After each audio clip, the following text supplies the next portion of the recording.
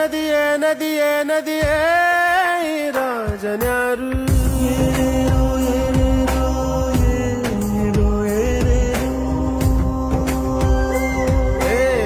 ವಿಧಿಯೇ ವಿಧಿಯೇ ವಿಧಿಯೇ ವಿಧಿಯೇ